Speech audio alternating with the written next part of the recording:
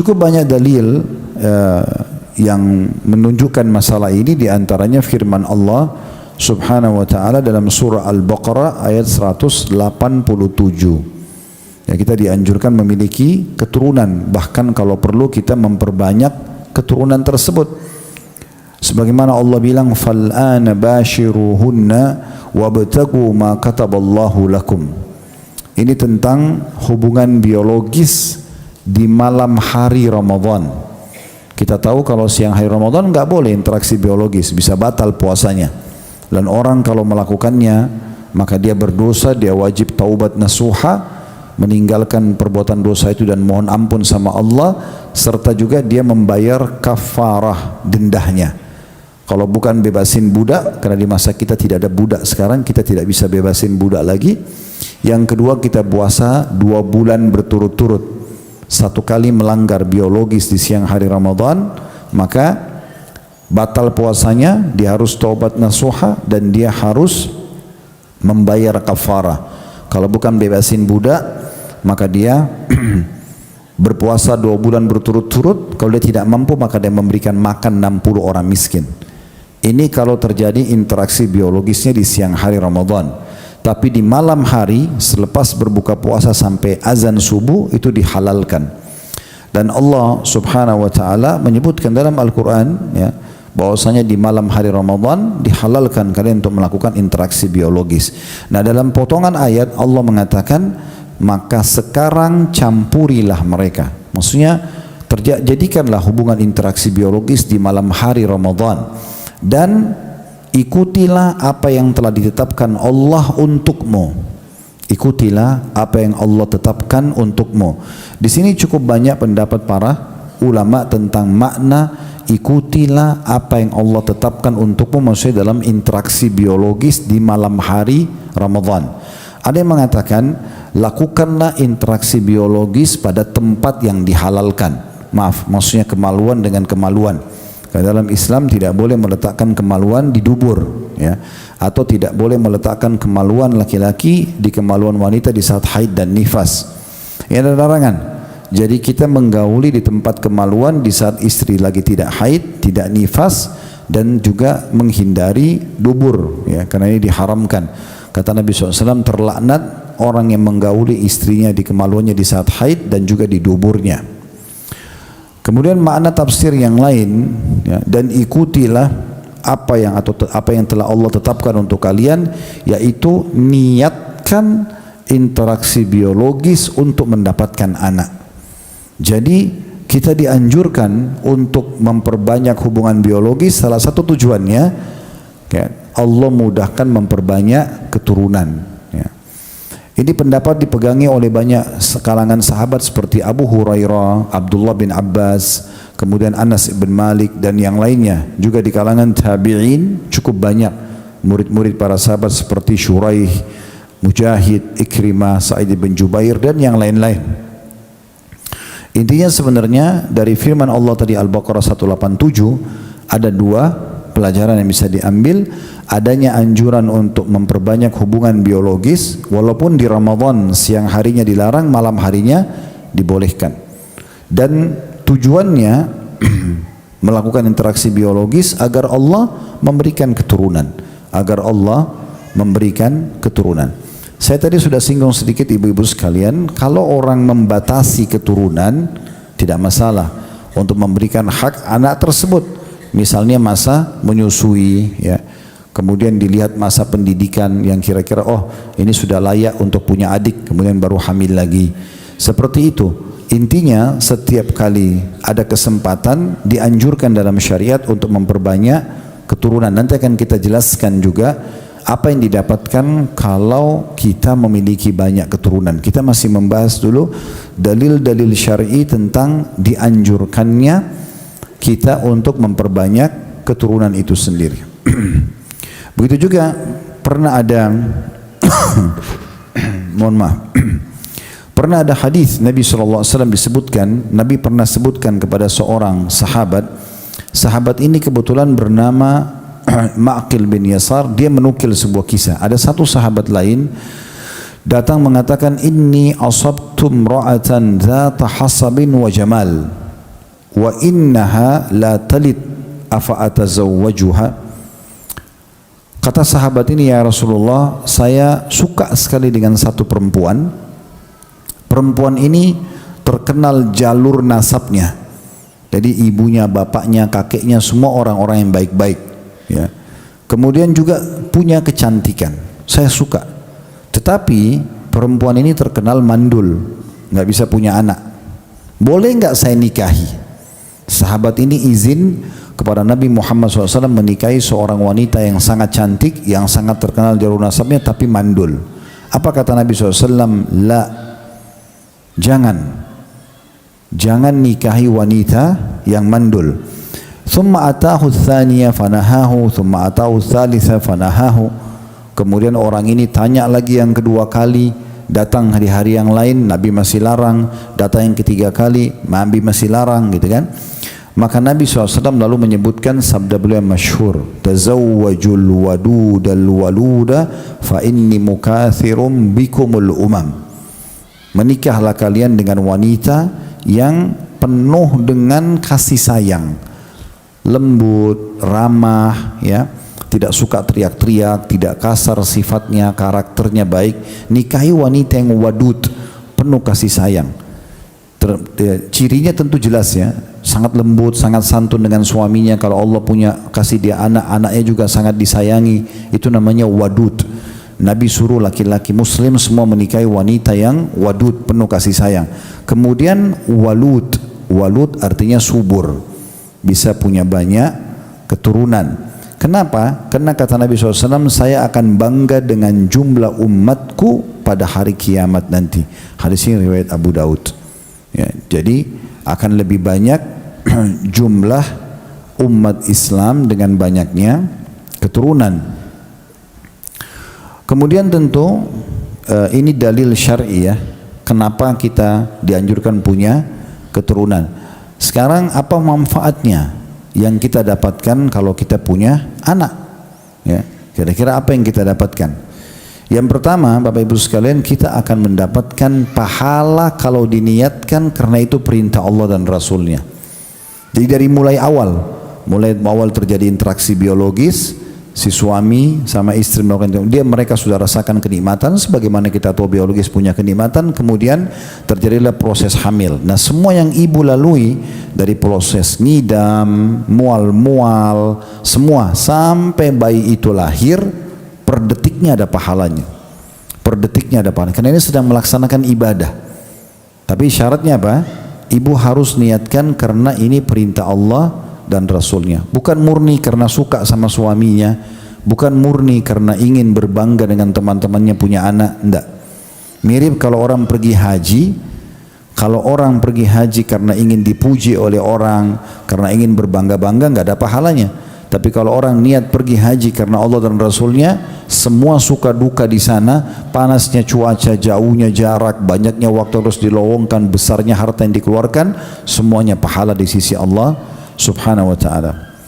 Ibu perlu garis bawah, ibu, ya, dalam Islam rumah tangga itu adalah bahtera pahala terbesar, kapal pahala terbesar. Kalau puasa, ini saya kasih contoh puasa dulu. Kalau kita puasa dari azan subuh sampai azan maghrib, apapun yang kita kerjakan, kita lagi duduk, lagi ngobrol sama orang, tapi selama kita di dalam puasa itu, dari azan subuh sampai azan maghrib, per detiknya pahala. Karena kita sedang dalam puasa. Walaupun ibu lagi duduk, walaupun ibu lagi tidak buat apa-apa, walaupun ibu lagi tidur. Karena kita ada di bahtera puasa sampai azan maghrib. Nah, rumah tangga, pernikahan yang ibu lakukan sama suami sekarang, apalagi kalau sudah punya anak, itu adalah bahtera pahala terbesar. Karena mulai akad nikah sampai salah satunya meninggal dunia, itu pahala terus berjalan. Karena seorang suami yang keluar bekerja, kayak suami ibu-ibu Masya Allah bekerja, berjuang, apalagi di sini tugasnya membela negara, ya, menjaga keamanan, stabilitas, kemerdekaan kita dan segala macam, maka itu perjuangan yang sangat baik. Maka per detiknya mereka pada saat ikhlas mencari nafkah untuk ibu-ibu dan anaknya di rumah karena perintah Allah, mereka dapat pahala. Ibu juga menunggu di rumah, hanya menunggu, mungkin rawat-rawat, bersihin rumah, masak, sambil nunggu suami pulang, urus anak, per detiknya juga pahala. Karena semua ini adalah ibadah, selama diniatkan ibadah. Jadi ini manfaat pertama yang akan kita dapat, kita akan panen pahala dari pernikahan kita, itu dari pasangan kita, dan juga akan dapat panen pahala dari anak-anak kita. Ya, anak-anak kita. Saya misalnya di sini, Bapak Ibu sekalian, saya duduk di sini, saya mengajar misalnya, 1 jam kita belajar. Apapun yang saya lakukan, saya sebutkan ayat, saya sebutkan hadis, kedua orang tua saya panen pahalanya. Karena saya bisa begini, jasa mereka. Bukan cuma itu. Bukankah kita waktu anak kita masih kecil atau kita masih kecil dilatih jalan oleh orang tuanya? Berarti kita dulu pandu anak kita jalan. Selama dia bisa jalan selama hidupnya, pahala buat kita. Bukankah kita ajarin mereka makan, minum, ya, kita ajarin tidur, apalagi kalau dihubungkan dengan agama Islam, makan tangan kanan, baca doa, kemudian kalau tidur juga balik sisi kanan, ada doa-doanya. Semua yang kita ajarkan ke mereka, kita pandukan, itu akan menjadi amal yang sangat besar buat kita, pahala yang sangat besar. Jadi kita akan panen pahala yang sangat besar dari anak itu. Makanya kata Nabi SAW dalam hadis yang sahih, sesungguhnya ada 7 hal yang akan terus mengalir pahalanya bagi seseorang setelah dia meninggal. Lalu disebutkan nomor 1-nya anak yang saleh, atau anak salihah kalau perempuan. Itu akan terus menjadi pahala yang melimpah buat dia, karena semua aktivitasnya si anak itu, aktivitasnya akan dimiliki oleh, dipanen pahalanya oleh si ayah dan ibu. Dan luar biasanya kita sebagai orang tua, kalau ada hal-hal baik yang anak-anak kita lakukan, walaupun kita tidak ajarkan. Misal seseorang muslim dan muslimah menikah, terjadi interaksi biologis, hamil. Begitu lahir si anak, kedua orang tuanya datang ajalnya, naik mobil, tabrakan, meninggal. Anak itu dari kecil sudah yatim piatu. Tetap saja, walaupun kita sudah meninggal pada saat anak kita lahir itu, apapun yang anak itu nanti lakukan dari hal-hal baik, misalnya dia sholat, misalnya nanti dia besar dia sedekah, dia baca Quran, dia baik sama orang, apalah, semua itu akan dipanen pahalanya oleh kedua orang tuanya, walaupun orang tuanya tidak mengajarkan. Semua kebaikan. Kalau keburukan, misalnya anak itu lakukan keburukan, dia berzina, dia jadi perampok, dia jadi pencuri, orang tuanya tidak dapat dosa. Orang tuanya tidak dapat dosa kecuali orang tuanya yang ajarkan. Ah, kau mencuri nak, kau begini nak. Nah, anaknya ikutin baru dapat dosa. Tapi selama kita sebagai orang tua tidak mengajarkan anak kita negatif, terus tiba-tiba dia rusak dengan lingkungan, itu kita tidak dapat dosanya. Tapi semua kebaikan yang dia kerjakan, walaupun kita tidak ajarkan, tetap kita akan panen pahalanya. Jadi anak-anak itu luar biasa aset, ya, amal jariah kita. Belum lagi Bapak Ibu sekalian yang kita dapatkan yang kedua, kalau kita berhasil mendidik agama buat mereka. Ini penting sekali ya. Kalau kita misalnya belum bisa lancar membaca Quran kecuali di umur 20 tahun, 25 tahun misalnya, atau mungkin ada beberapa jemaah bahkan saya temukan di majelis, karena mereka baru saja hijrah, baru ikut pengajian, umur 40 tahun aja masih belum bisa baca Quran. Tentu ini teman-teman sekalian jangan diwariskan kepada anak-anak, jangan diwariskan. Ajarkan mereka agama sejak dini. Usahakan mereka sebelum balik, sebelum 10 tahun sudah hafal Quran kalau perlu, bukan cuma baca Quran. Usahakan mereka sudah tutup aurat dari kecil. Usahakan mereka sudah faham sholat dari kecil. Sudah banyak hal yang mungkin kita dulu tidak lakukan di masa kecil, kita segera tuangkan kepada anak-anak kita. Itu yang benar. Sehingga nanti kalau mereka faham agama, mereka akan sering mendoakan kita sebagai orang tuanya. Karena kalau anak yang tidak soleh atau soleha, mustahil mendoakan orang tuanya. Tapi kalau anak yang soleh dan soleha, pasti akan sibuk mendoakan orang tuanya. Dan doa ini luar biasa. Di masa hidup kita kalau mereka doakan, ya Allah jagalah kedua orang tuaku, ya Allah panjangkanlah umurnya, ya Allah sembuhkanlah penyakitnya. Doa anak soleh ini diajabah sama Allah, ya. Jadi mereka bisa doakan kita. Begitu juga setelah kematian. Setelah kita mati, kalau kita punya anak yang soleh dan soleha, maka secara otomatis kita akan panen pahala dari doa-doa mereka. Mereka akan doakan kita, dan Nabi SAW sudah ingatkan, idza matal insanu inqata amalu illa min thalath. Kalau manusia, dalam riwayat lain anak Adam meninggal dunia, terputus sumber pahala tambahan untuk dia setelah dia meninggal kecuali dari 3 sumber. Disebutkanlah sedekahun jariyah, sedekah yang berjalan terus pahalanya. Kayak orang wakaf tanah, bangun masjid, rumah anak yatim, jalan raya, sumur yang dipakai fasilitas umum oleh orang, maka ini akan terus mengalir pahalanya selama bermanfaat walaupun dia sudah meninggal si penyumbang. Yang kedua, ilmun yuntafa'u bihi, ilmu bermanfaat yang pernah dia ajarkan semasa dia hidup. Kayak ibu belajar Al-Quran, nanti ibu ajarin anaknya lagi. Ibu belajar di pengajian hukum apa, ibu ajarin kepada anak-anaknya, gitu kan. Itu ilmu bermanfaat. Atau kita punya orang tua, pernah punya petuah-petuah yang bagus, nasihat-nasihat yang bagus. Kita diajarkan supaya jujur, supaya kita amanah, supaya kita tanggung jawab misalnya. Lalu kemudian kita terapkan dalam hidup kita. Maka ini namanya ilmu bermanfaat. Atau urusan dunia, seperti orang guru matematika, guru fisika, guru biologi, ya, misalnya contoh. Atau seorang ibu kita mahir masak, tangannya Masya Allah enak sekali kalau masak-masakan, lalu diajarkan kepada kita resepnya, lalu kita tulis resepnya. Setelah beliau meninggal kita sebarluaskan, bagiin cuma-cuma resep makanannya itu. Lalu banyak ibu-ibu yang lain jadi tahu masakan itu, lalu menjadi makanan favorit. Itu semua jadi ilmu yang bermanfaat. Setelah mati itu akan terus mengalir pahalanya. Itu yang kedua. Jadi yang pertama sedekah jariyah, sedekah yang dikeluarkan yang terus bermanfaat. Tadi wakaf tanah, bangunan, sumur, jembatan dan seterusnya.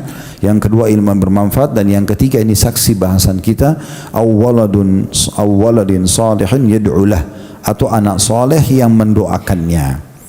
Jadi manfaat kedua kita bisa dapatkan apa? Kita akan mendapatkan doanya. Ya, ini luar biasa kalau doanya. Makanya dari sekarang anak-anak yang Allah amanahkan di pundak kita selalu ajarkan Rabbi ghafirli wali walidayya warhamhuma kama rabbayani shaghira, dan terjemahkan itu, Rabbi ghafirli, ya Tuhanku, wahai penciptaku, wahai pemilikku Allah, ampunilah aku, wali walidayya, dan kedua orang tuaku, warhamhuma, dan kasihanilah keduanya, kama rabbayani shaghira, sebagaimana mereka mengurusku di waktu-waktu kecil. Maka kita ajarkan supaya mereka terbiasa menjadikan doa rutinnya.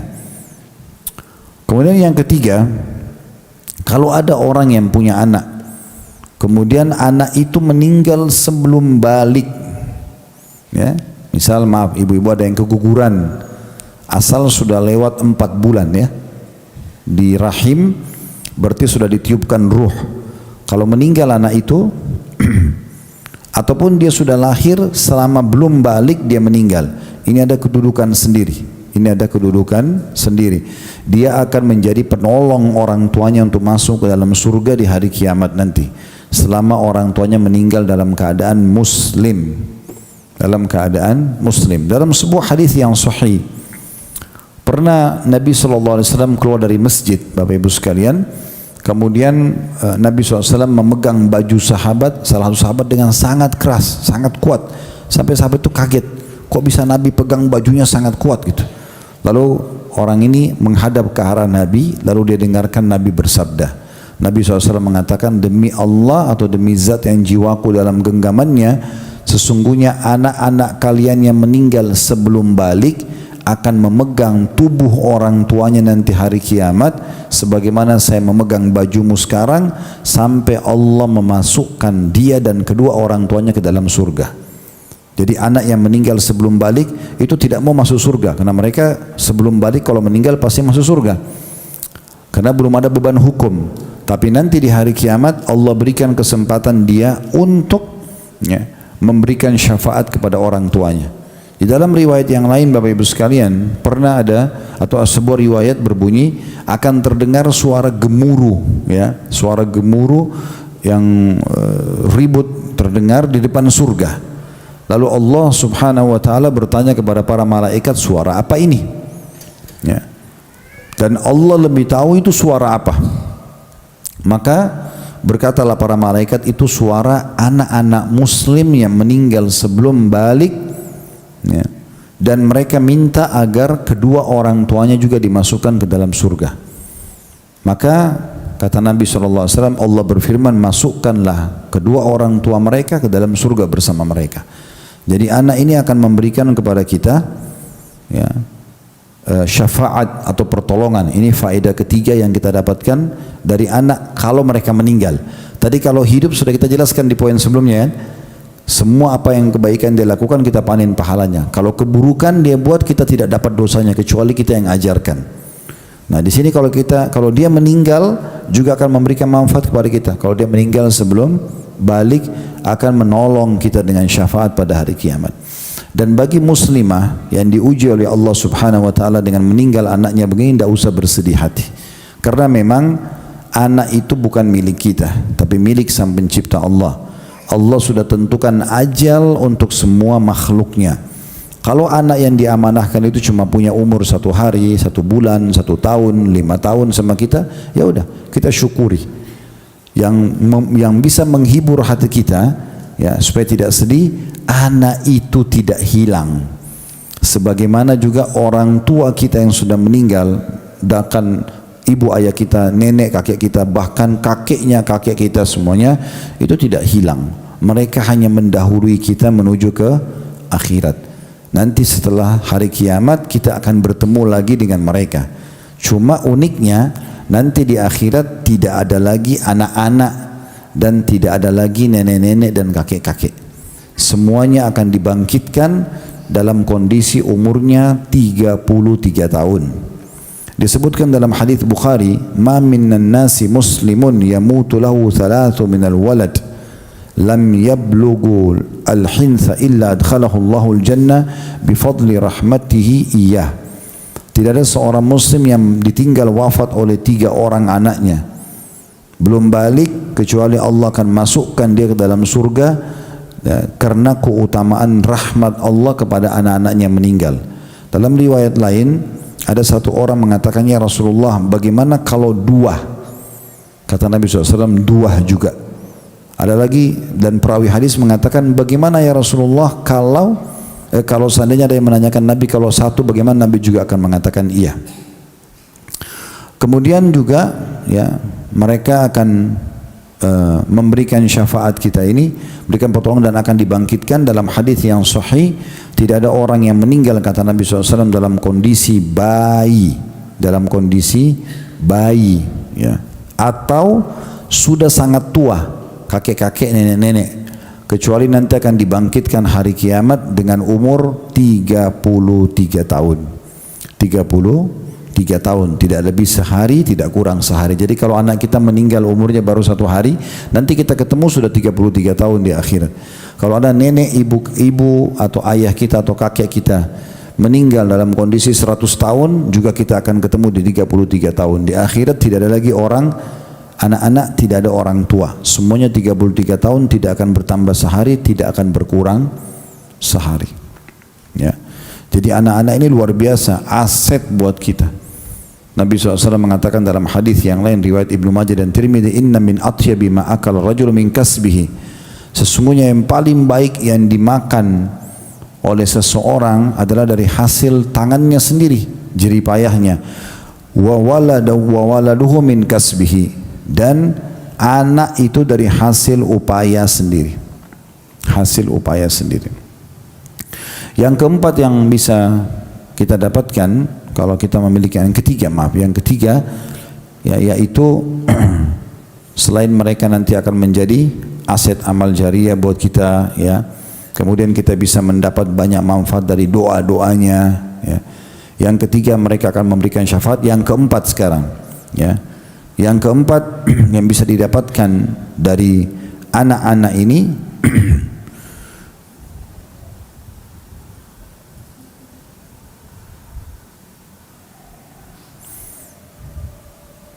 harta yang dimiliki oleh anak-anak itu milik orang tuanya juga, terutama anak laki-laki.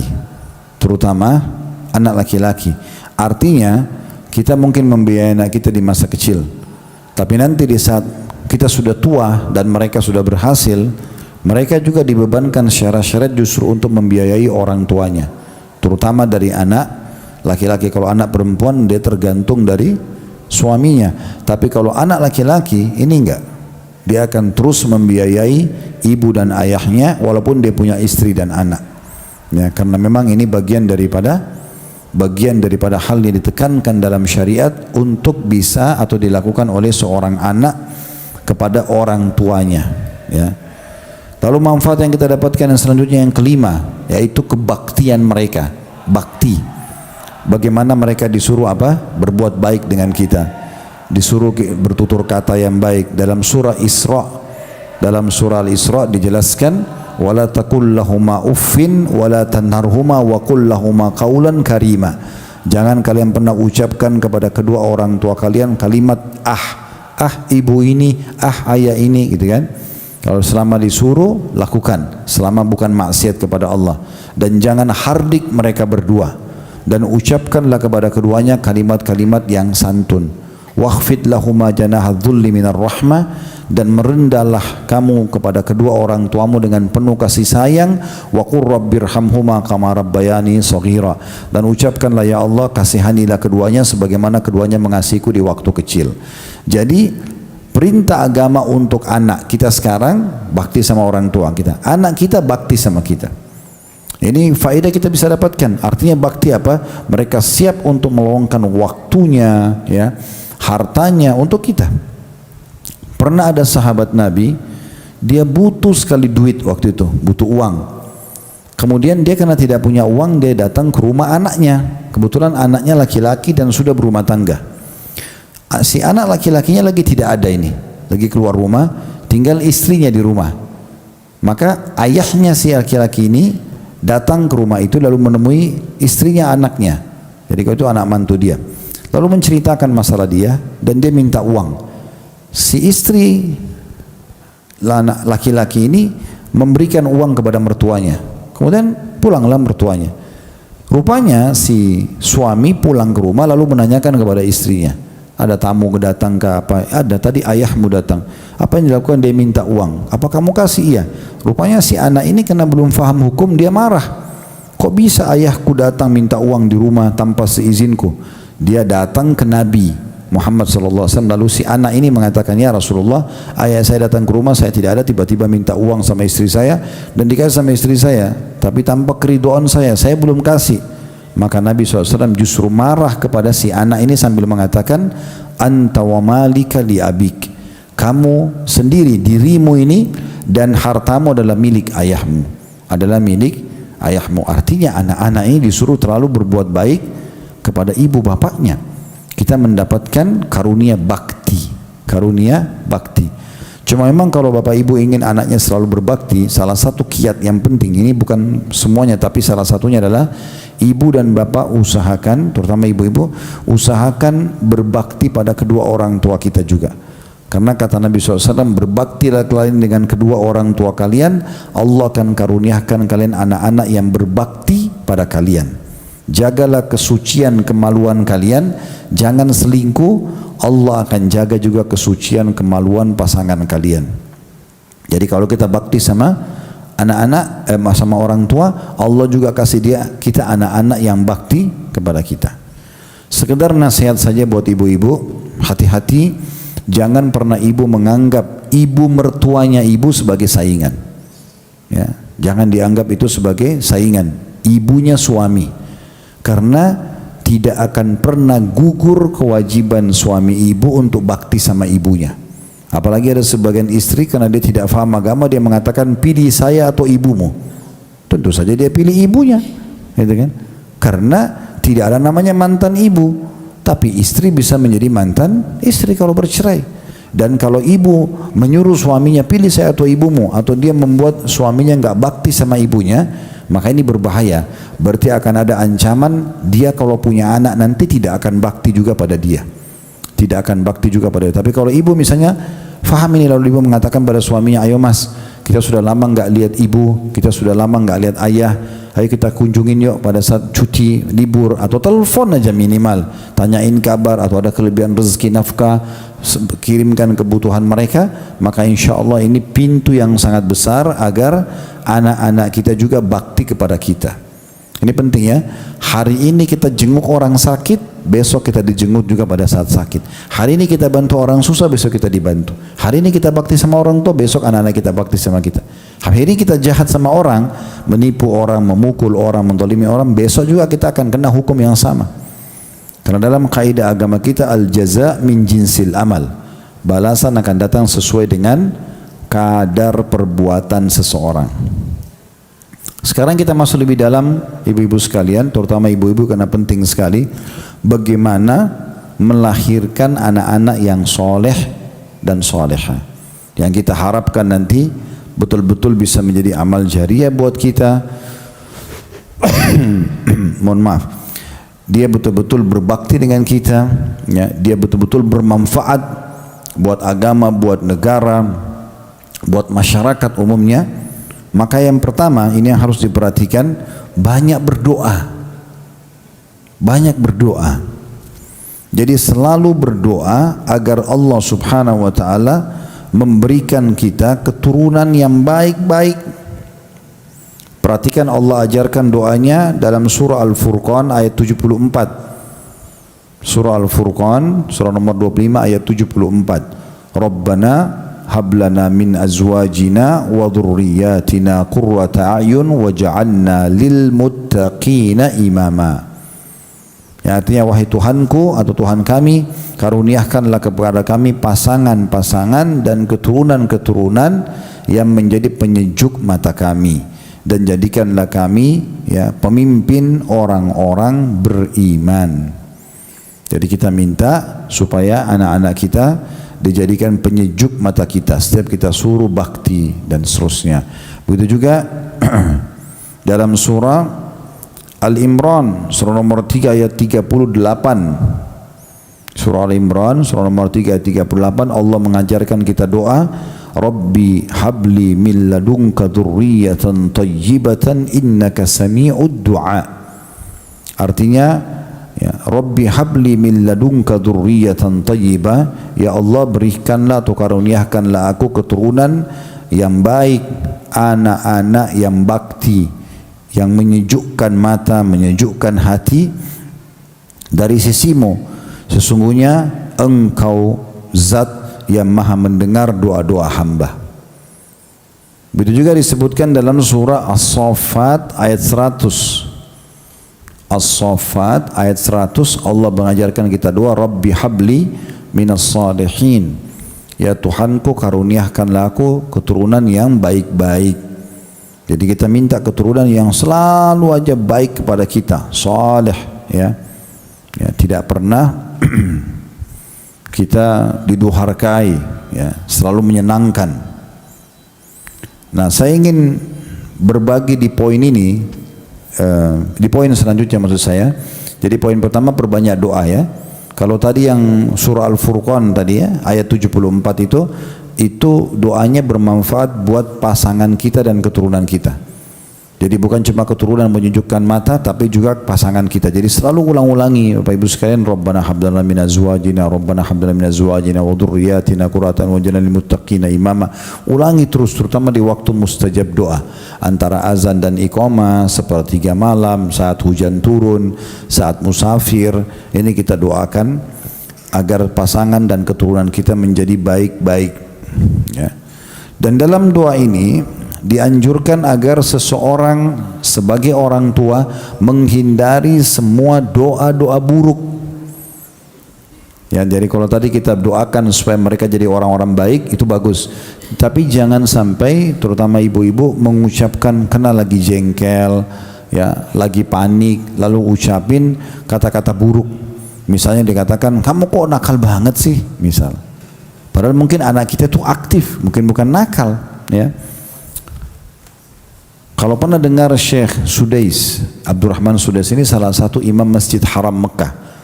Kalau ibu-ibu searching di YouTube, ya, dicari Syekh Abdurrahman Sudais, Imam Haram. Itu kalau kita klik suaranya bagus banget. Puluhan tahun sekarang menjadi imam haram. Orang ini sangat terkenal, mungkin belum ada imam haram yang seperti beliau, imam Masjid Haram Mekah seperti beliau, karena beliau itu bertahun-tahun selalu menjadi terpilih imam terbaik. Dan kalau ibu-ibu di Ramadan bisa nonton, kita biasanya sahur ya. Kita pada saat sahur di sini biasanya ada live di TV-TV swasta kita. Itu langsung dari Mekah atau kalau pakai parabola ya, biasanya gitu. Nah, imam-imam haram ini kalau di malam-malam ganjil 10 terakhir Ramadan yang ada Lailatul Qadar, itu biasanya yang disuruh berdoa Imam Syekh Sudes ini. Karena doanya bagus banget, suaranya bagus banget.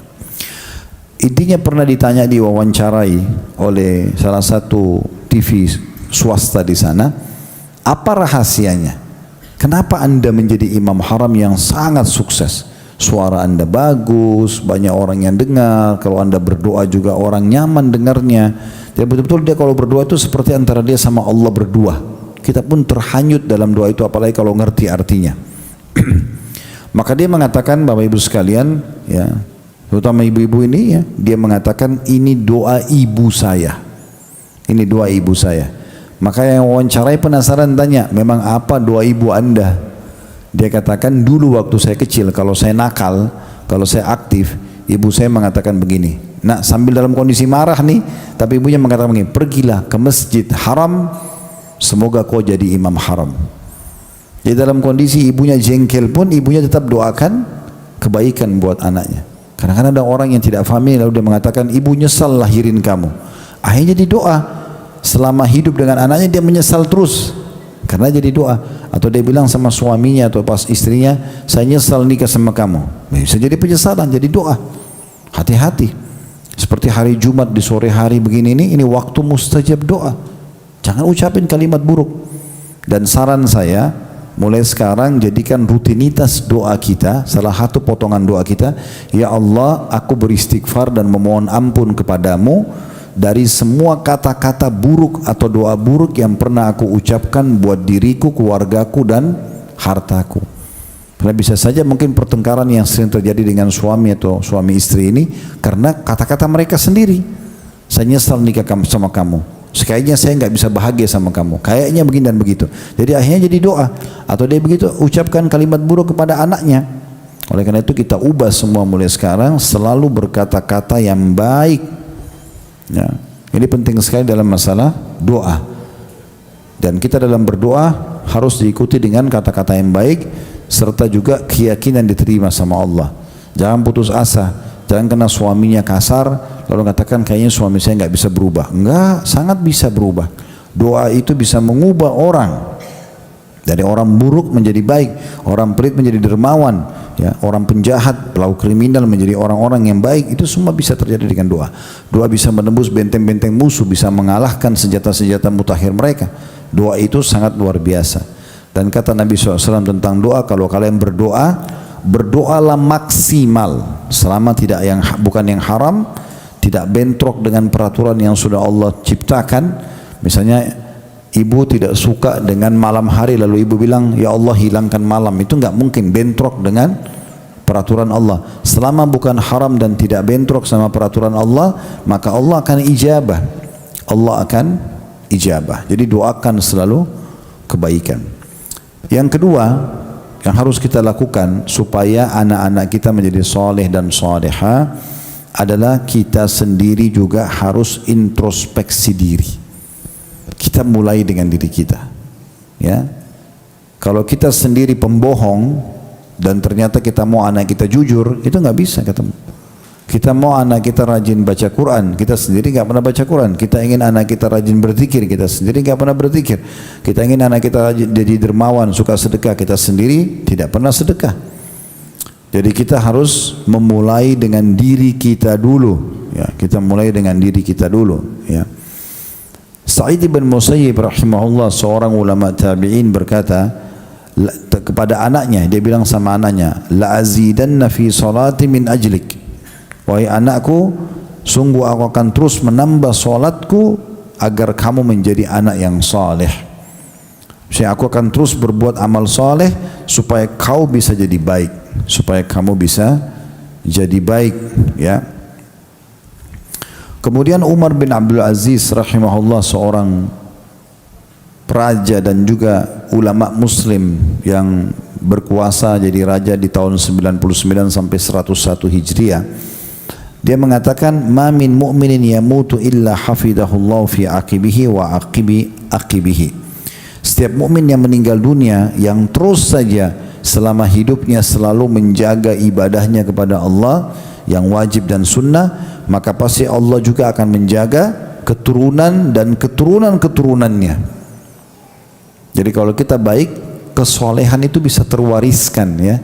Kita biasa baca Quran, apalagi kalau anak kita lihat, itu kita sadar tidak sadar sebenarnya sedang mewariskan cara itu kepada dia. Sebagaimana sebaliknya, kita bisa teriak-teriak, kita kasar, terwariskan kepada anak-anak itu. Nah seperti itu. Jadi poin ini harus diperhatikan. Kita sendiri harus menjadi suri tauladan. Yang ketiga, didik agama sejak dini. Ya, didik agama, maaf, ini saya cuma kasih contoh, saya tidak kenal ibu-ibu sekali lagi. Kalau ada di antara ibu-ibu misalnya pakai jilbabnya nanti setelah menikah, contoh saja. Maka anak-anak kita dari kecil pakai jilbab. Masya Allah, saya lihat di sini ada anak-anak perempuan dipakai jilbab dari kecil, itu bagus banget. Saya juga bilang sama istri saya begitu. Tidak ada masalah, mereka masih kecil, masih bayi pun biasanya kan dipakein topi. Kenapa nggak diganti jilbab kecil aja? Dibiasakan dari kecil, karena itu nanti akan memudahkan kita di saat dewasa. Mereka sudah jalankan syariat Allah, gitu kan? Pernah ada salah satu kerabat, ini sering saya jadikan contoh di pengajian, bukan untuk menyalahkan beliau, tidak, tapi mengambil sebuah pelajaran. Waktu anaknya masih kecil perempuan, saya pernah berkunjung di rumahnya, lalu saya ingatkan, ini kenapa nggak dipakein jilbab? Anak itu lucu, Masya Allah, kenapa nggak dipakein jilbab? Masih TK, mau bawa TK umurnya. Kan kesian, masih kecil segala macam. Kenapa kesian? Apa yang salah dengan jilbab? Dia nggak ambil nasihat itu. Mulai masuk SD, saya kebetulan berkunjung lagi, saya ingatkan lagi, kenapa nggak dipakein jilbab? Nanti repot loh ini, kalau sudah besar disuruh pakai jilbab susah, itu perintah agama. Udah kesian masih kecil, begitu terus. Sampai sudah SMA, sudah balik, sudah mulai banyak luas pergaulannya, perkenalannya, maka baru dia datang ke saya mengatakan, tolong nasihatin anak saya. Saya bilang, kalau sekarang sudah telat, mungkin bisa, tapi mungkin juga tidak. Apa yang kita nasihatin kalau dia sudah punya banyak teman-teman, dia akan selalu bandingkan dengan nasihat temannya. Dan itu jadi masalah buat kita. Waktu itu jadi kecil, Nabi SAW mengatakan apa? Ajarkan anak kalian sholat pada saat mereka masih umur 7 tahun. Sebetulnya diajarkan sholat, ikutin sholat. Dan pukul mereka kalau tidak mau sholat di umur 10 tahun. Tapi pukulan yang tidak berbekas, ya. Allah Subhanahu wa taala berfirman dalam surah At-Tahrim, surah nomor 66 ayat 6, yang bunyinya, ayyuhalladzina amanu qu anfusakum wa ahlikum nara, hai orang beriman, selamatkan dirimu dan keluargamu dari api neraka. Apa kata Ibnu Katsir dalam tafsirnya? Ini kalimat yang luar biasa. Ibnu Katsir menukil perkataan Ali radhiyallahu anhu, addibuhum wa allimuhum, ya, pandu mereka, ajari mereka tata krama dan agama pada mereka sejak dini, agar mereka nanti selamat dari api neraka. Ini firman Allah, disuruh selamatkan diri kita dan keluarga kita dari api neraka. Kata Ali bin Abi Thalib, dengan cara menanamkan pada mereka dan menanamkan mereka sejak dini tentang agama itu. Apakah itu sholat, apakah itu puasa, dan yang sejenisnya. Ini sekaligus juga saya beri masukan, ya, karena di Indonesia biasanya kita kalau Ramadan sering mungkin kita dengar puasa setengah hari, ya, benar nggak? Ya, itu nggak benar, ya. Nggak boleh ajarin anak puasa setengah hari, Bu, ya. Ajarin puasa 1 hari. Kalau dia di tengah hari sudah nggak tahan, nggak apa-apa. Ibu, aku mau nggak tahan mau buka puasa. Ya nggak apa-apa nak, dibatalin puasanya, tapi puasa kamu batal ya. Ajarin dia hukum agama yang benar. Jangan bilang nggak apa-apa, kan kamu sudah puasa setengah hari. Nggak ada pahala puasa setengah hari. Ya, jadi latih mereka untuk faham. Kalaupun mereka batal, bilang, tapi puasamu batal ya nak, gitu kan? Nah, ini kadang-kadang saya coba ajarkan anak-anak kami di rumah. Memang biasa ibunya, ya, mungkin kena terbawa perasaan kesian anak-anak nggak tahan. Udah nggak apa-apa, biarin. Ternyata setelah kita latih, Bisa. Ya, mereka sampai azan maghrib puasa masih kecil-kecil, gitu kan? Mereka sudah terbiasa puasa, akhirnya terbawa dan mereka gembira sekali kalau Ramadan karena buka puasa, sholat tarawih, gitu kan? Kita bisa hibur juga mereka dengan memberikan hadiah kalau yang puasa, itu kan bagus, ya. Contohnya, mirip juga ini pendidikan yang sangat penting. Usahakan melatih anak kita dari kecil dermawan, bukan pelit. Ini saran saya saja, saya sering sampaikan bukan cuma di sini, di semua pengajian. Kalau bisa, jangan latih anak kita untuk menabung. Jangan belikan celengan. Karena ibu kalau belikan celengan, nak ini celengan ya. Misal contoh ibu punya 2 anak. Kakak sama adik, ibu belikan dua-duanya celengan. Lalu ibu kasih 5.000 rupiah. Lalu bilang, nak nabung ya. Begitu ibu bilang begitu dan uang itu dimasukin dalam celengannya, pastikan mulai saat itu sudah mulai pelit dia. Kakaknya pegang celengan si adik, adiknya marah. Adik pegang celengan kakak, marah. Bukan cuma itu, ibu sendiri kalau pegang celengan anak itu pasti dia marah. Apalagi ambil uangnya, ngamuk dia. Lalu bagaimana Ustaz? Ajar dermawan. Kalau kita kasih uang jajan, misalnya ibu kasih dia lagi sekolah, ini nak 5.000 rupiah atau 10.000 rupiah.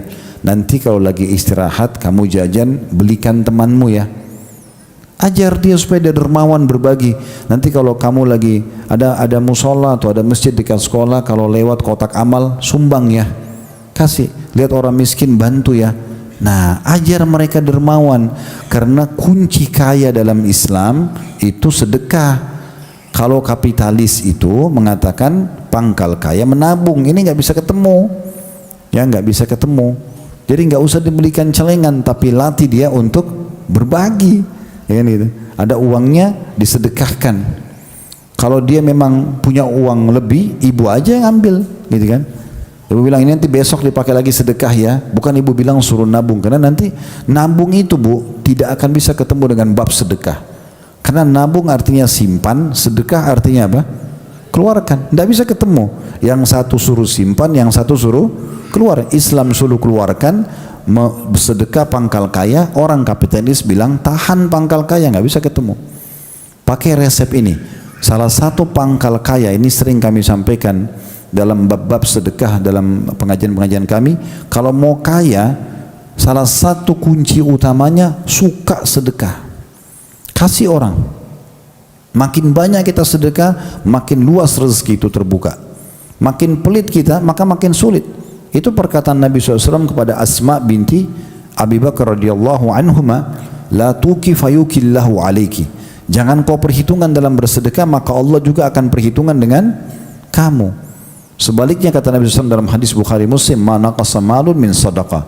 Tidak akan berkurang harta seorang hamba dari sedekah. Kalau kita keluarkan tidak akan berkurang, tapi pasti akan bertambah. Riwayat lain balizdat, tapi pastikan akan bertambah. Ya. Jadi ini poin ketiga, agar anak kita jadi soleh dan soleha, menyejukkan mata kita, menjadi amal jariah buat kita. Ajarkan agama sejak dini, solatnya, puasanya, baca Qur'annya, sedekahnya, semuanya kita ajarkan kebaikan-kebaikan. Termasuk yang sangat penting kalau bisa kita masukkan di pesantren, kalau bisa. Ya, pesantren ini masalahnya kadang-kadang kita di Indonesia ini selalu seperti tempat untuk pembuangan. Ya.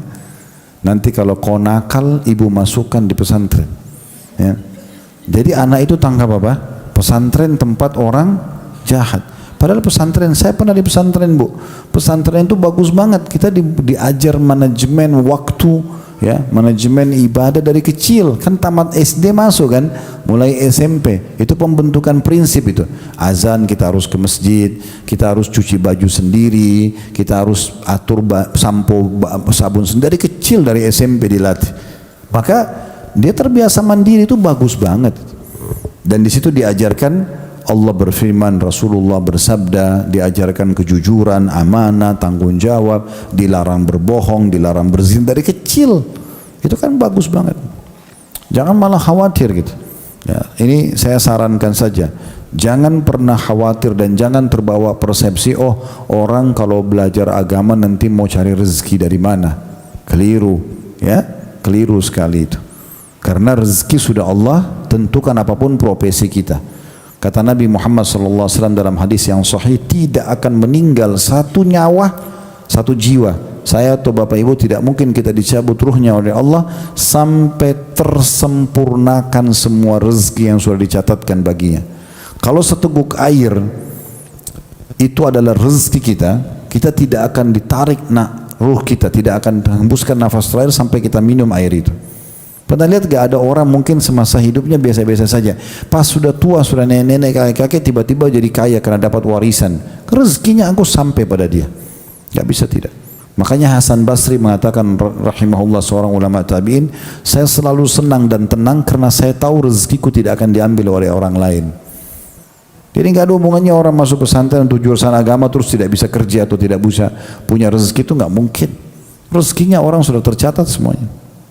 Justru kalau dia sudah punya modal agama, itu sangat baik untuk dia ya melanjutkan aktivitasnya di masyarakat, karena agama selalu suruh yang baik-baik kan, jujur, amanah, tanggung jawab, bakti sama orang tua, bantu orang susah dan seterusnya, berbuat baik pada tetangga.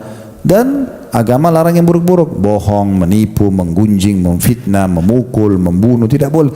Berarti kalau dia belajar agama dari awal harusnya jadi orang baik dia, dan akan jadi baik juga di masyarakat. Ibu juga lebih mudah panen pahalanya kan gitu, karena kita sedang bahas anakku adalah amal jariahku. Ini jangan jadi amal jariah yang luar biasa. Terapkan sunnah-sunnah Nabi SAW, Bu. Seperti sederhana ya, saya lihat ini masih kurang diperhatikan di Indonesia. Sabda Nabi SAW kepada anak istri beliau. Jadi salah satu istri Nabi itu ada janda namanya Ummu Salamah, bawa anak. Waktu suaminya Abu Salamah meninggal, nah namanya anak itu Umar. Pernah makan sama Nabi, karena Nabi sudah menikah sama ibunya, jadi anak Nabi juga. Maka Nabi mengingatkan kepada dia, ya gulam, wahai anak kecil, ya, semillah, kalau kau mau makan jangan lupa baca bismillah. Ajarkan itu. Dan bismillah jangan dalam hati, Bu, ya, suruh ucapin bismillah, bismillah, ya, bahasakan. Kita pun begitu, minimal kita dengar sendiri. Karena kata Nabi SAW, siapa yang lupa baca bismillah, kemudian dia membaca bismillahi awwalahu fi awwalihi wa akhiri, atau awwalahu wa akhirahu, maka syaitan yang sudah mencuri makanannya akan memuntahkan kembali makanan tersebut. Berarti orang kalau lupa baca bismillah dimakan oleh syaitan. Makanya kita jangan lupa baca bismillah. Ajarkan. Nabi ajarkan itu anaknya dia sallallahu alaihi wasallam. Lalu beliau mengatakan wa qul bi yaminik, makanlah dengan tangan kananmu. Makan tangan kanan sunnah Nabi. Jangan makan dan minum dengan tangan kiri. Kata Nabi SAW, jangan kalian makan dan minum dengan tangan kiri, karena syaitan makan dan minum dengan tangan kiri. Ajarin. Wa kul mimma yalik, dan makan apa yang dihidangkan di hadapanmu. Ya, kalau kita makan ada dihidangkan di hadapan kita, ya sudah, kita fokus itu saja. Gak usah tangan kita menjarah kemana-mana. Pernah ada satu riwayat, kata beberapa sahabat, kami di masa Nabi SAW kalau lagi dihidangkan makan, kami nggak berani menyentuh makanan itu sampai Nabi menyentuhnya terlebih dahulu. Karena Nabi ingatkan, ingat baca bismillah, tangan kanan, jangan lupa. Ada satu, kata para sahabat, ada satu orang Arab Badui datang, dia tiba-tiba lihat makanan banyak, dia langsung mau caplok aja, main ambil. Nabi sendiri belum sentuh, dia tidak baca bismillah, tidak pakai tangan kanan lagi. Maka Nabi pegang tangannya. Tidak lama datang anak kecil, belum balik, datang mau ambil juga makanan. Nabi pegang lagi tangannya dengan tangan kiri. Lalu kata Nabi SAW, sungguh dua manusia ini, yang orang dewasa, orang Arab Badui dan anak kecil ini, keduanya digoda oleh syaitan untuk mengambil makanan ini, untuk melanggar. Ya, lupa baca bismillah, dan dia juga bukan makan dengan tangan kanan. Maka aku sedang menahan tangan keduanya. Jadi kita harus ajarkan anak-anak kita, dan dimulai dari kita dulu nih, ya, adab-adab itu. Termasuk adabnya, Bu, jangan bernafas di makanan dan minuman. Ya, itu sunnah Nabi SAW, ya. Jadi kalau ibu minum, ibu pas sudah mau teguk, tahan nafas dulu. Kemudian dilepas, baru kita hembusin nafas. Jangan tarik nafas dan hembuskan nafas di minuman dan makanan kita.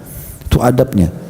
Abdullah bin Umar radhiyallahu anhu, sahabat Nabi ini, beliau saking inginnya mengejar pahala banyak, sampai dari dalam satu cangkir minum, beliau minum 10 sampai 11 kali. Bismillah, lepas, alhamdulillah sekali. Kalau beliau mau angkat lagi, beliau bilang lagi bismillah, terus lepas alhamdulillah. Karena inginnya mendapatkan pahala, ya, supaya sebut bismillahnya banyak, alhamdulillahnya banyak. Plus lagi dia pada saat menggunakan tadi tidak menghembuskan nafas di minuman dan makanan, itu dapat pahala karena sunnah Nabi SAW. Jadi ini yang kita lakukan, ya. Ini termasuk hal yang sangat positif dalam mendidik anak. Nah, saya juga ingin berbagi di sini, Bapak Ibu sekalian, terutama ibu-ibu. Poin yang keempat yang tidak kalah penting dalam pendidikan anak itu adalah bagaimana kita tidak memberikan pilihan kepada anak-anak. Ya, tidak memberikan pilihan kepada anak-anak. Jadi misalnya gini, memang saya tahu ibu pasti sayang sama anaknya, tapi kadang-kadang rasa sayang ini harus kita hubungkan dengan teori agama, ya, supaya kita tidak salah. Contoh misal, salah satu hal yang mendasar, jangan kasih pilihan kepada anak. Kalau ibu bilang begini, nak pengen makan apa? Misal, ibu bisa tanya gitu anak, ya. Oke, anaknya ibu bilang, pengen ayam goreng bu. Ibu bilang, baik, besok ya nak, ibu masain, ibu buatin. Oke, sekarang besok, anggap ibu lupa. Ibu lupa, buatin dia ayam goreng. Dia akan tanya, ibu mana ayam gorengku? Oh maaf nak, ibu lupa. Kira-kira apa yang dikatakan oleh anak itu? Ah ibu ini gitu. Nah, mengucapkan ah sama orang tua boleh nggak? Nggak boleh. Terus gimana caranya? Caranya sederhana bu. Ibu masak saja, karena ibu kan tahu. Ibu tahu kondisi keuangan ibu dan suami. Ibu tahu mana makanan yang mudah didapat hari itu. Mungkin tukang sayur yang biasa datang lagi tidak bawa yang kita mau buat hari itu. Ya udah, ibu beli yang lain. Tadinya ibu mau buat kangkung misalnya, sekarang cuma ada sayur asem. Oke, ibu tahu, ibu nggak usah tanya anaknya. Kalau suami beda, ibu tanya suami iya, karena bentuk penghormatan kepada beliau. Tapi anak nggak usah, masak aja. Habis masak, lalu bilang, nak sini ya, ini rezeki kita hari ini. Baca bismillah, makan tangan kanan, syukuri ya. Biasakan begitu. Mereka sudah tinggal terima jadi. Jangan dikasih pilihan. Karena mereka nggak faham, ya. Ini sering juga saya kasih contoh yang lain, Bapak Ibu sekalian. Ini fatal sekali. Ada suami istri, anggap si suami umur 35 tahun, istrinya 30 tahun.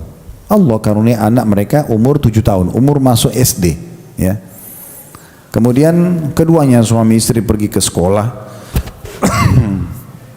Mohon maaf. Ada dua sekolah pilihan. SD misalnya, SDA sama SDB. Suami istri ini pergi ke sana, tanya kurikulumnya, mereka tanya peraturan-peraturan sekolahnya, mereka tanya prestasi sekolahnya, biayanya, semua. Dan mereka tahu ini, mereka sebagai orang yang dewasa tahu jarak dari rumah ke sekolah itu sekian jauh, ya. Oke, dari sekolah A sekolah B, suami istri sepakat, kayaknya lebih cocok kita sekolah A aja, karena biayanya lebih masuk dengan gaji bulanan yang ada, jaraknya lebih dekat dari rumah, kurikulumnya juga kayaknya lebih dibutuhkan buat anak kita. Sampai sini oke. Sekarang tinggal suami istri ini tentukan saja. Ya, nak besok mulai masuk sekolah atau minggu depan di sekolah ini ya, ayah sama ibu sudah pilihkan, selesai. Jangan ibu dan bapak tanya lagi anaknya. Setelah dua orang ini diskusi suami istri dari sekolah A, sekolah B, pertimbangkan jarak, pertimbangkan biaya, pertimbangkan kurikulum. Sudah oke nih, mereka dewasa, mereka paham. Terus habis itu tanya terakhir sama anaknya, nak kau mau sekolah yang mana? Anaknya 7 tahun, ngerti apa ini? Akhirnya sekolah A dindingnya biru, sekolah B dindingnya hijau. Si anak lebih suka warna biru, bilang ini aja ayah, ini aja ibu. Padahal anak itu tidak tahu jarak, tidak tahu biaya, tidak tahu kurikulum. Uniknya suami istri ini ikuti anaknya nggak ngerti. Nah ini masalah. Kalau bapak ibu jalankan resep ini, insya Allah dengan izin Allah ya, saya tidak menjamin, tapi dengan izin Allah subhanahu wa ta'ala, anak-anak kita dipastikan akan terus berbakti dengan kita. Terus kalau ada orang, kalau bapak ibu sekarang merasa misalnya selalu saja ingin kontak orang tuanya, selalu tanya ibu pendapatnya gimana, ayah pendapatnya gimana, itu karena ibu dari kecil dilatih untuk selalu pendapat orang tua. Itu bagus, itu sangat bagus. Kalau begitu Ustaz, apa berarti anak saya sama sekali tidak ada pilihan? Bukan tidak ada pilihan, ada umur di mana mereka boleh punya pilihan. Kata Ali radhiyallahu anhu, didik anak kalian 7 tahun dikali 3. 7 tahun pertama dari bayi sampai 7 tahun pertama ini penuh dengan kasih sayang. Ini penuh dengan kasih sayang. Kita selalu berkasih sayang dengan dia. Dan hindari marah-marah di waktu ini. Tidak boleh marah, tidak boleh emosional. Contoh misal, anak ibu naik pohon. Di sini masya Allah banyak pohon nih. Misal, mudah-mudahan tidak. Tapi kalau anak ibu naik pohon, bedakan ini ya. Kalau ibu yang emosional di bawah pohon, tangannya di pinggang, marah-marah. Kenapa kau berani naik, nanti begini, dimarahin anaknya. Apa yang terjadi? Anak itu tambah takut. Kalau takut bahaya, bisa jatuh. Efeknya lebih bahaya. Lalu gimana caranya Ustaz? Bicara baik-baik. Ini kalau 7 tahun ke bawah ya. Ibu bilang sama dia, oh anaknya ibu pintar naik pohon, pasti pintar turun. Nah, biarin dia turun dulu supaya aman dari jatuh, enggak patah tulang, enggak bocor kepalanya. Turun baru ibu jelasin. Nah, ini kalau jatuh berbahaya, begini dan begitu. Dijelasin, memang penuh kasih sayang. Di umur 7 tahun ke bawah ini memang mereka lagi aktif-aktifnya, bukan nakal. Semua kita sama. Di umur ini kalau mereka tidak aktif lari sana sini, pengen tahu, itu berarti masalah, perlu ditanya dokter tuh. Kalau ada anak di bawah 7 tahun duduk aja, nggak mau ngomong, kayak biasa ibu-ibu maunya anaknya nggak aktif, duduk aja, ya. Akhirnya perlu dari tanda tanya kalau anak itu diam, tidak mungkin, karena memang dia mau tahu. Dia mau tahu banyak hal. Ini semua manusia sama. Ini pendidikannya memang sudah seperti itu. Oleh karena itu kita harus lebih sabar di sini, lebih sabar dalam menghadapi mereka dengan masuk ke alam mereka. Kita bermain dengan mereka, kita hibur mereka, begitu penuh dengan kasih sayang. Ini 7 tahun pertama. Ini belum ada pilihan buat mereka. Semua ibu dan bapak yang pilihkan, makanannya, pakaiannya, sekolahnya, mainannya, semua kita yang belikan. Tidak usah kasih anak-anak, tidak usah bilang nak kamu mainan yang mana, nggak usah, belikan saja. Ya, dulu kasih ini mainan, udah dari kita. 7 tahun kedua, mohon maaf, dari 7 tahun sampai 14 tahun ini masuk ke fase prinsip, pembangunan prinsip. Jadi boleh tegas, tidak boleh keras. Ya, bagaimana itu? Ibu bisa dari umur 7 tahun ini SD kelas 1 ya, sampai nanti dia selesai SMP, mau masuk SMA, 7 tahun tuh, ya. Nah di sini ibu boleh tegas. Tegas maksudnya ini boleh, ini nggak boleh. Ini ibu suka, ini ayah suka, ini ibu dan ayah tidak suka. Begitu terus penanaman prinsip. Ya, ini nggak boleh ya, karena ini tidak baik. Nah, lebih tegas. Itu pembangunan prinsip. Ini biasanya di umur-umur ini kan 7 tahun berarti SD, ya, sampai 6 tahun ke depan dia selesai SD berarti 13 tahun. Masuk SMP kelas 1 berarti 14 tahun. Nah ini peranan prinsip. Lalu 7 tahun yang ketiga dari 14 sampai 21 ini boleh diajak bermusyawarah. Boleh. Nah di sini boleh kita tanya pendapatnya, nggak apa-apa, gitu kan. Ini misalnya anak perempuan nih sudah 14 tahun ke atas, ibu bisa nggak apa-apa bilang sama dia misalnya, ibu rencana pengen masak besok ini, menurut kamu bagaimana? Sebenarnya ibu nggak butuh pendapat dia, tetapi kita mau latih dia terbiasa memberikan pendapat. Tidak ada masalah. Ibu sama bapak sama suami mau beli motor atau mau beli mobil, mereknya A atau warnanya lah, warnanya hitam. Tidak apa-apa kita tanya anak kita, tapi 14 tahun ke atas ya. Baru kita tanya dia, ibu sama ayah rencana mau beli mobil warna hitam. Kalau menurut kamu bagaimana? Oh saya maunya warna merah. Oke, nggak apa-apa. Nanti ibu dan bapak sama suami beli warna hitam. Nanti dia akan tanya, kok belinya warna hitam bukan warna merah? Aku kan mau warna merah. Ya karena ibu sama ayah 2 orang, suaranya lebih banyak. Nah, tidak apa-apa, dilatih. Yang penting dia sudah berani untuk memberikan pendapatnya. Tapi juga dilatih dia untuk terbiasa, bisa saja pendapat kita diterima, bisa saja tidak diterima. Tapi itu di umur 14 tahun ke atas. Karena dianggap dia sudah mulai bisa berpikir. Tapi kalau di bawah ini jangan dikasih pilihan. Saya pernah bimbing umroh, Bu. Ada satu bapak Dia anaknya umur 6 tahun atau 7 tahun. Setiap kali dia mau kemana, dia panggil anaknya abang, kebetulan. Bang, kita kemana bang? Begini, kalau anaknya bilang nggak mau ke situ, ayahnya ikut. Kalau anaknya bilang nggak mau sholat di masjid, sholat di kamar aja. Ini masjid haram 100.000 pahala. Ayahnya bisa ikut sama anaknya. Ini kan terbalik.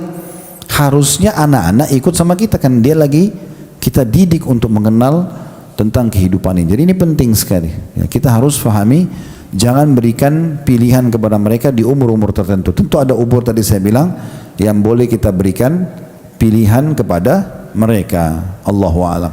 Ini bahasan kita insyaallah. Kalau ada yang punya pertanyaan silahkan.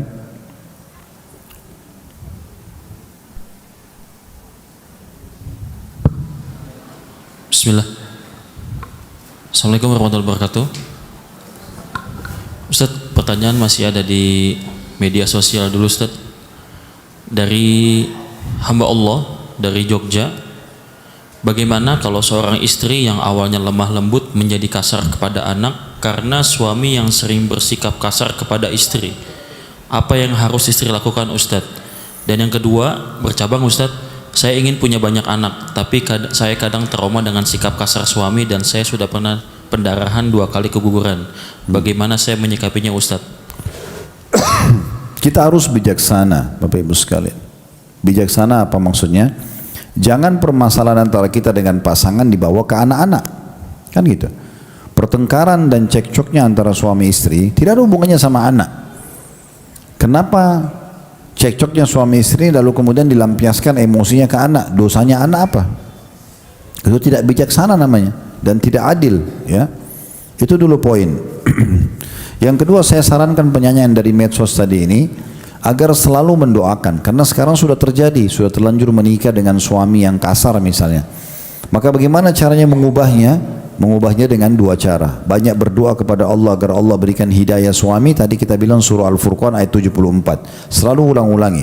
Rabbana hab lana min azwajina, ya Allah jadikanlah pasangan kami, wa dzurriyyatina, dan keturunan kami, qurrata ayun, penyejuk mata kami, waj'alna lil muttaqina imama, jadikan kami pemimpin orang-orang beriman.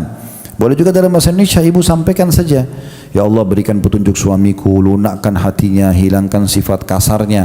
Terus doa, jangan ragu, karena kata Nabi SAW, berdoalah kalian kepada Tuhan kalian dalam kondisi kalian yakin diterima, karena Allah tidak terima doa dari hati yang lalai. Kalau ibu bilang diterima nggak sih doa saya, ya bisa nggak diterima.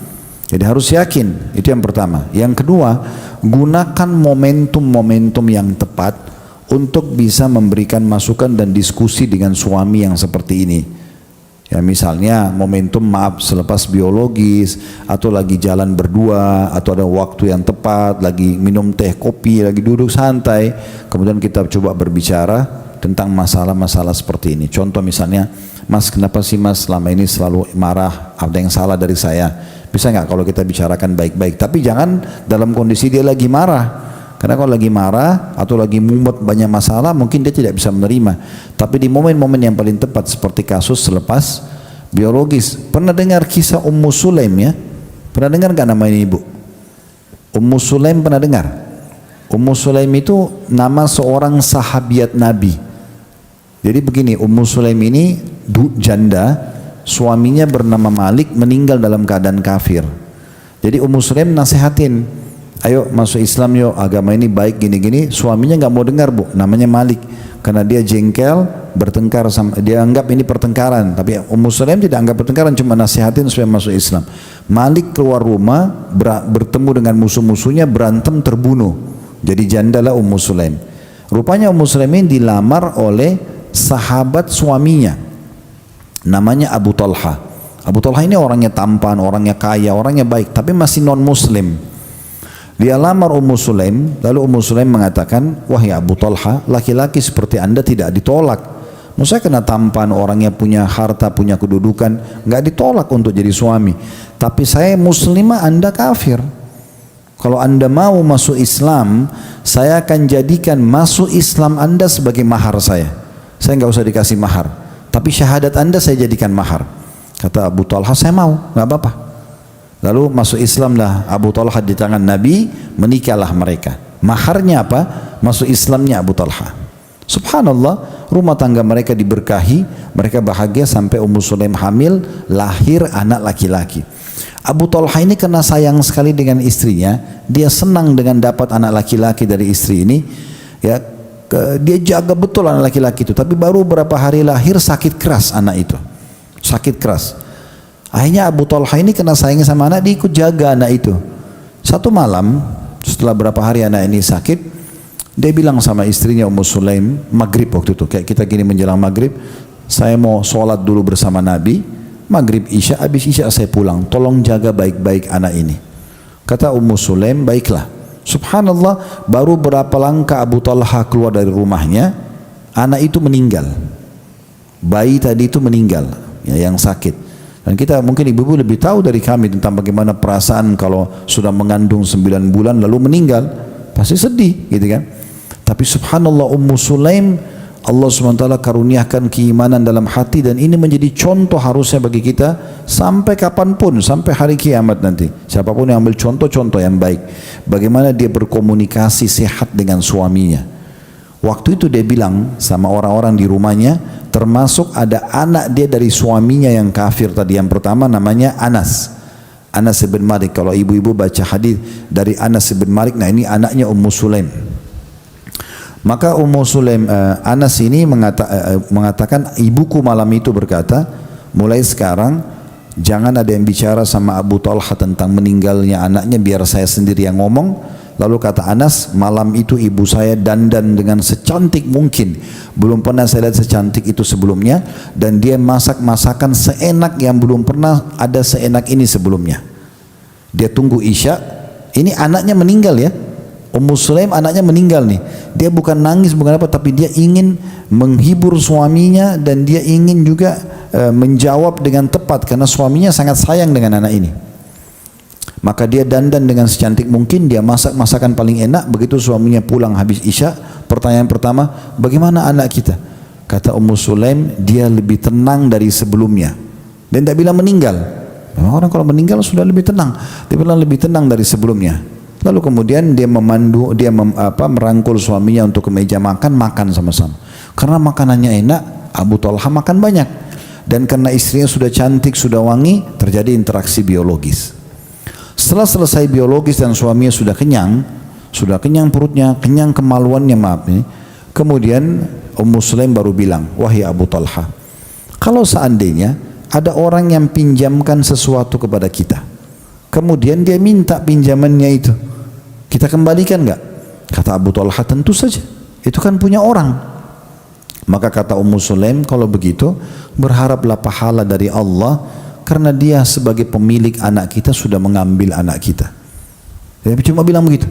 Abu Talha kaget, kenapa kau biarkan saya makan sampai kenyang, saya nikmatin tubuhmu, baru kau bahasakan ini? Ummu Sulaim diam saja. Abu Talha tersentuh dengan itu, maksudnya luar biasa istrinya nih. Bukannya malah dia yang panik, dia yang nangis-nangis, malah dia dengan tenang masih bisa layani suaminya. Maka dia bilang, Abu Talha bilang, kalau gitu coba kita ke Nabi SAW, kita dengarin, kita ceritain ini apa saran Nabi. Maka suami istri pergi kepada Nabi SAW. Nabi waktu dengar, Nabi senyum. Lalu Nabi mengatakan, terjadikah interaksi biologis antara kalian? Kata Abu Talha dan Ummu Sulaim, iya. Maka kata Nabi SAW, semoga Allah berkahi. Lalu Ummu Sulaim hamil lagi dari biologis yang malam itu, dan punya anak laki-laki 9 bulan ke depan. Kata Anas bin Malik, anak Ummu Sulaim dari suami pertama yang tinggal serumah, mengatakan adik saya itu kemudian tumbuh besar dan punya anak lagi 10 atau 11 orang laki-laki. Allah berkahi. Tapi yang kita mau ambil pelajaran buat ibu-ibu, bagaimana caranya Ummu Sulaim berbicara dengan suaminya. Kami ibu laki-laki, ini sering saya sampaikan dalam pengajian, kami laki-laki dan saya dan suami-suami ibu semuanya, kami ini memang Allah ciptakan untuk alam luar rumah. Makanya kami tidak butuh hand body, nggak butuh sunblock, nggak butuh, ya. Tidak tahu kalau suami ibu-ibu ada yang pakai kosmetik, saya yakin tidak gitu. Karena memang kita tidak butuh. Kulit kami ini memang Allah ciptakan untuk hadapi hujan, ya, memang untuk perang, jihad, untuk sholat berjamaah, antar jenazah, cari nafkah. Memang begitu laki-laki di luar. Ibu memang Allah kasih hamil, menyusui, ibu lebih banyak di rumah masak, urus anak, maka Allah kasih lebih lembut. Makanya kalau keluar rumah butuh banyak perangkat-perangkatnya gitu ya. Nah, apa maksudnya? Laki-laki ini kami kena diciptakan oleh Allah untuk luar, menghadapi cuaca, menghadapi utang piutang, menghadapi pekerjaan, perang dan segala macam. Maka sifat defense-nya laki-laki itu kuat sekali. Pertahanannya dia kuat sekali. Ibu kalau serang dia, kamu kenapa begini, kamu kenapa begitu? Yang terjadi apa? Dia defense, dia bela diri. Walaupun dia salah, dia salah, dia akan mengatakan dia benar. Jadi bukan dengan cara begitu menghadapi laki-laki. Ibu punya senjatanya, suara lembut, air mata, ya, tangan yang lembut. Itu ibu jangan jadi laki-laki hadapi dia. Karena kalau ibu pecahin satu piring, dia bisa pecahin satu rak. Ya? Ibu banting pintu, dia bisa robohin pintu. Ibu angkat suara intonasi angkanya 6, dia bisa 10. Ibu mau pukul dia lebih kuat. Gimana? Kan nggak mungkin.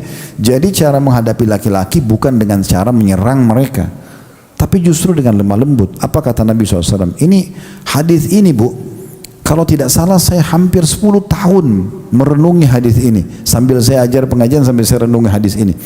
Itu kata Nabi SAW, wanita ahli surga, wanita yang kalau dia menyakiti suaminya atau disakiti, ya, menyakiti atau disakiti, maka dia akan datang kepada suaminya sambil memegang tangannya dan mengatakan, saya tidak bisa pejamkan mata sampai kau ridho kepadaku, saya nggak bisa tidur sampai kau maafin saya. Dari sini kita lihat ya, potongan awal hadis, kalau dia menyakiti gampang lah. Ibu sakiti perasaan suami, ibu kasar, wajar ibu minta maaf. Tapi permasalahannya kata Nabi gini, dan kalau dia disakiti, ibu sudah disakiti sama suami, malah ibu masih begini, datang kata Nabi, pegang tangannya, bilang, saya nggak bisa pejamin mata sampai kau ridho kepada saya. Saya lama, Bu, saya kata hampir 10 tahun saya renung hadis ini. Apa rahasianya? Kenapa justru wanita yang disakiti pun disuruh datang minta maaf sama suaminya? Ternyata jawabannya terakhir saya temukan di karakter laki-laki. Jadi memang subhanallah, kami laki-laki nih, Bu, kalau misalnya ya kita buat salah nih, lalu ibu datang sebagai istri, ibu pegang tangannya, tadi gimana mas pekerjaannya, tadi gimana begini, ibu kayak tidak, sebenarnya ibu jengkel tapi ibu nggak tunjukin, ya. Terus ibu bilang, nih mas saya mau tidur, tapi kalau sampai saya ada salah tadi, tutur kata, sikap saya selama ini tolong maafin ya. Percaya saya, Bu, ini resepnya luar biasa dari hadis Nabi. Suami ibu nanti akan bilang, enggak, saya yang salah, maafin saya. Dia langsung ngakuin kesalahannya. Karena cara seperti inilah menghadapi karakter laki-laki. Kalau ibu langsung serang dia pasti defense, nggak bisa. Tidak akan pernah selesai permasalahannya. Jadi dua saran saya itu, ibu yang seperti ini, ibu banyak doain supaya Allah berikan hidayah, lunakkan hatinya, hilangkan sifat kasarnya, dan gunakan momentum terbaik untuk berbicara, serta dengan tidak mengganggu ya, ke laki-lakian dia yang hanya membuat dia lebih banyak defense-nya atau pertahanannya. Ya. Baik Ustaz, pertanyaan selanjutnya setelah salam.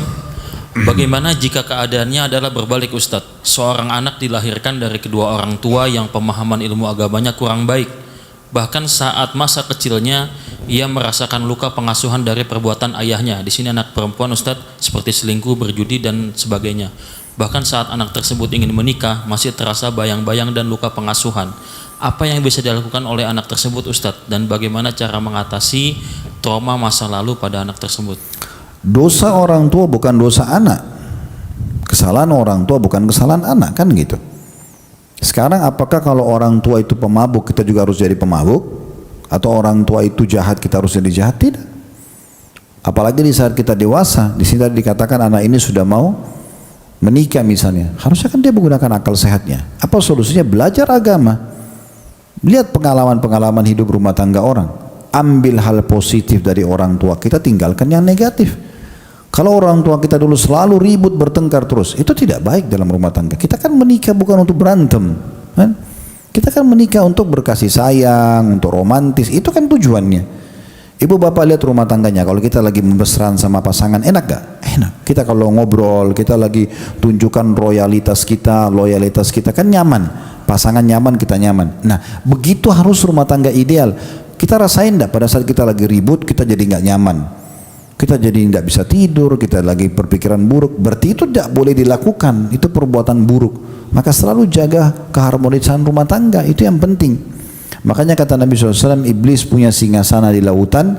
Setiap hari anak cucunya melaporkan, saya baru membuat orang membunuh, saya baru membuat orang berbohong. Iblis dianggap biasa. Begitu ada yang mengatakan saya baru menceraikan suami istri, kata iblis, kamu jagoannya.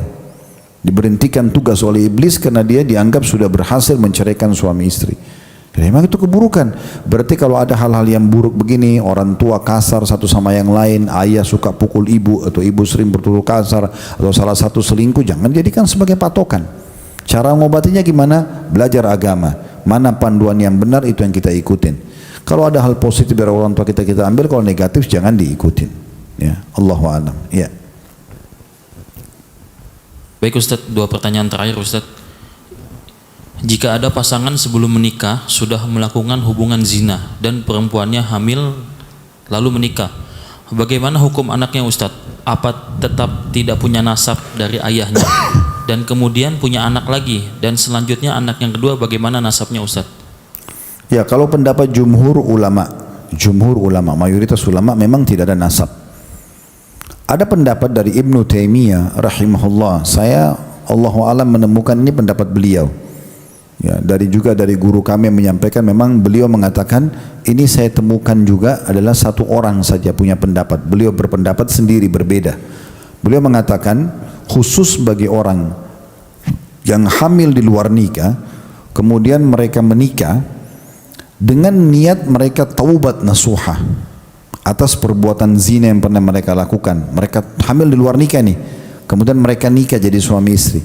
Maka kalau keduanya menikah dan sebelum menikah mereka taubat nasuha, betul-betul menyesali perbuatan zina itu, lalu mereka menikah dengan niat baik untuk memperbaiki rumah tangga ke depan, tapi syaratnya mereka sesali dulu ini, mereka anggap ini dosa, maka mereka taubat kepada Allah. Di saat itu bisa kembali kepada hadis Nabi SAW, at-taubatu tajubbu ma qablaha, taubat membersihkan kesalahan-kesalahan yang lalu.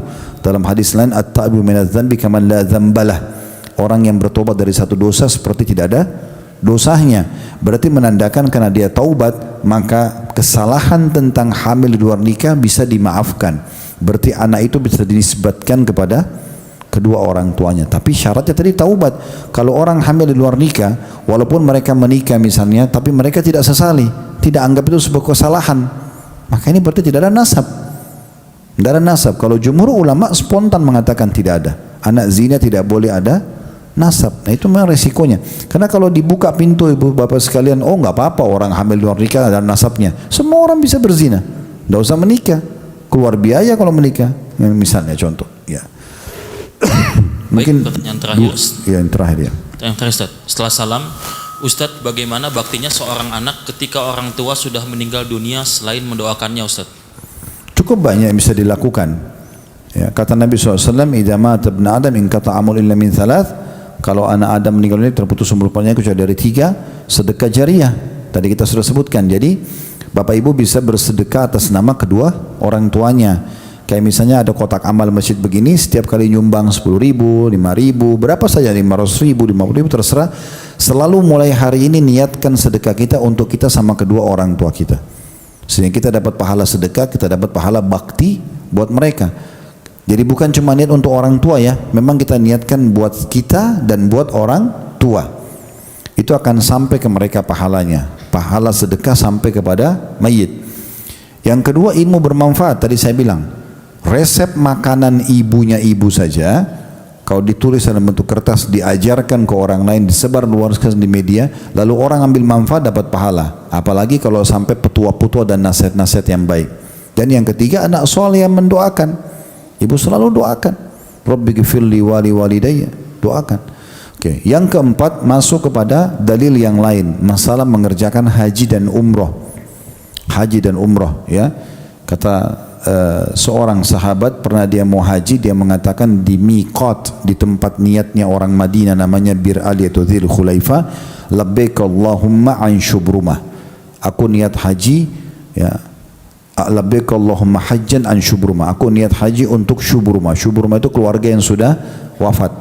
Maka kata Nabi SAW, apakah kau sudah haji buat dirimu? Dia mengatakan belum ya Rasulullah. Kata Nabi SAW, haji dulu buat dirimu, baru haji buat kerabatmu yang sudah meninggal.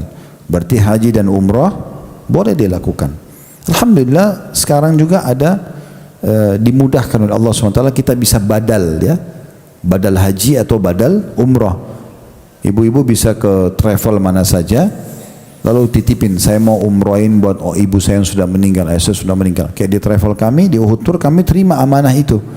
Nanti uang itu kita kasih kepada teman-teman mahasiswa, mereka umrohkan atas nama yang dititipkan atau haji. Itu namanya badal haji dan umroh. Ya Allah alam. Ini insya Allah bisa dilakukan untuk mayit sampai kepada mereka. Baik teman-teman sekalian, sudah 5:30 kurang lebih ya. Jadi mungkin tidak semua pertanyaan bisa kita jawab. Semoga apa yang kita jawab tadi sudah mewakili. Yang terpenting adalah isi materi yang kita bahas. Semoga Allah SWT mengaruniakan kita pasangan-pasangan, keturunan-keturunan semuanya yang baik-baik, yang menyejukkan mata kita, menggembirakan hati kita, memenuhi hasrat dan kebutuhan-kebutuhan kita. Dan juga semoga Allah memaafkan semua kesalahan-kesalahan kita yang lalu, kesalahan kedua orang tua kita, pasangan kita. Dan Allah Subhanahu Wa Taala menjadikan rumah tangga kita rumah tangga yang bahagia, tentram, sakinah dan mawaddah, penuh dengan cinta dan kasih. Serta Allah menyelesaikan semua perkara-perkara dan permasalahan dengan baik ya, sehingga tidak terjadi perceraian, perusakan rumah tangga. Serta juga Allah menyembuhkan kalaupun ada di antara kita yang masih diuji dengan penyakit atau belum memiliki keturunan. Dan kita selalu doakan agar negara kita selalu menjadi aman, tentram, damai, dan Allah jaga kemerdekaan juga persatuan dan kesatuan kita. Allah berikan petunjuk para pemimpin menjalankan tugas dengan baik, dan Allah jadikan kita masyarakat yang selalu gotong royong dengan pemerintah menjalankan program-program yang baik selama bukan pelanggaran agama. Dan semoga Allah lunasi utang kita dengan sunnah-sunnahnya semudah-mudahnya, dan Allah makmurkan negara kita dan Allah jadikan contoh bagi negara-negara yang lain. Selalu kita doakan saudara kita dimanapun yang sedang tertindas, terutama di Palestina dan secara khusus Gaza. Semoga Allah ikhlaskan niat mereka, terima para syuhada mereka, mudahkan Islam di tangan mereka dan tangan kita semua, dan semoga Allah ikut sertakan kita bersama mereka di pahala, baik dengan doa, dengan harta juga dengan jiwa kita. Dan semoga Allah menyatukan kita semua di surga firdausnya tanpa hisab, mana disatukan dalam majlis ilmu yang mulia ini. Wa sallallahu ala nabiyina Muhammadin wa alihi wa sahbihi wa sallam, wa akhiru da'wana alhamdulillahi rabbil alamin. Kalau benar dari Allah, pada salah dari saya mohon dimaafkan. Subhanakallahumma bihamdika asyhadu an la ilaha illa anta astaghfiruka wa atubu ilaik. Wassalamualaikum warahmatullahi wabarakatuh.